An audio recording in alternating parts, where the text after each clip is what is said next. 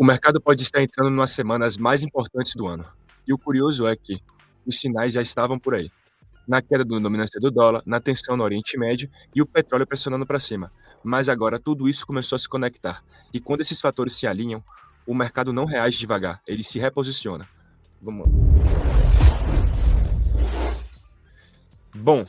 Bom, se você já estava aqui no começo, você viu que várias coisas começam a se mover ao mesmo tempo. Dólar perdendo força, tensão geopolítica e a energia reagindo. E esse tipo de movimento não costuma aparecer do nada. Normalmente ele vai sendo construído antes de virar manchete. Inclusive, muita dessa leitura a gente acompanha ao longo da semana fora das nossas lives, principalmente quando o mercado começa a ficar mais sensível, porque não dá para entender isso olhando um dia só. Se fizer sentido para você em acompanhar o processo mais perto, nós temos o Discord e o grupo do WhatsApp. O acesso está aqui no QR Code na tela. Agora, vamos voltar para o ponto que realmente está por trás disso tudo. Porque antes de falar de guerra, antes de falar de petróleo, tem uma coisa que já vinha mudando há muito mais tempo e quase ninguém estava. O papel do dólar no sistema global. Vamos começar pelo ponto mais estrutural de todos, o dólar. Hoje ele representa cerca de 46% das reservas globais, o menor nível em mais de 2 décadas. E se você tira o ouro da conta, continua sendo o menor nível desde os anos 90. E isso não é evento isolado, pessoal. Bancos centrais estão comprando ouro, diversificando reservas e reduzindo a dependência do dólar. Quando a confiança diminui, o sistema começa a se redistribuir. E agora conecta isso com o próximo ponto que eu vou falar agora. Vamos para o ponto que está dominando o mercado de hoje. O fim das negociações entre os Estados Unidos e o Irã. Depois de mais de 20 horas de conversa, não houve acordo, pessoal. E isso é importante entender porque existia um cessar-fogo muito frágil que vinha tentando manter a situação sob controle.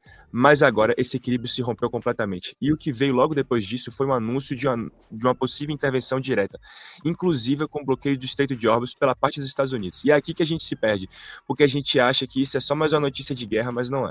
Hormuz não é qualquer lugar, é por onde passa cerca de 20 a 25% do petróleo mundial. Se esse fluxo é interrompido, o impacto não é regional, ele é global. Você não está falando de um pequeno conflito, você está falando de energia sendo restringida no mundo inteiro. E o mercado entende isso muito rápido. Antes mesmo de confirmar, antes mesmo de uma clareza. E é exatamente por isso que o petróleo já começou a reagir.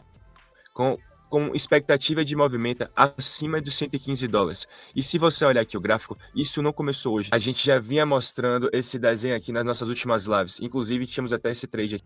O mercado ele não esperou a notícia, ele antecipou o risco. Agora, quando a energia começa a se mover assim, isso não fica isolado. Isso começa a contaminar o resto do sistema. Porque agora você tem 3 coisas acontecendo ao mesmo tempo. Tensão geopolítica, dólar perdendo a força e energia subindo. Isso cria um ambiente que o mercado não gosta. E o problema, pessoal, não é o evento, é a incerteza do que vem depois desse evento. O mercado não precifica o que aconteceu, ele precifica o que pode acontecer no futuro. E é exatamente isso que começa a aparecer nos ativos de risco. O Bitcoin sentiu e não foi pouco. Essa queda que a gente viu hoje não foi aleatório, pessoal. Quando aumenta o risco, o capital reduz a exposição, principalmente ativos mais. Não é sobre o Bitcoin estar fraco, é sobre o ambiente estar muito mais sensível. Agora o foco é simples. Bom, não é sobre o Bitcoin estar fraco, é sobre o ambiente estar mais sensível. Agora o foco é simples, pessoal. Ver se isso continua sendo uma acumulação ou se é uma distribuição e o mercado vai começar a acelerar a venda agora. Isso nos leva para os cenários dessas semanas. Tem 3 caminhos possíveis daqui para frente. Negociação, o primeiro caminho mais controlado, as negociações voltam, a tensão reduz e o mercado se estabiliza de maneira natural. A pressão continua, sem acordo, a curto prazo, o mercado pressionando e o mercado se ajustando um pouco.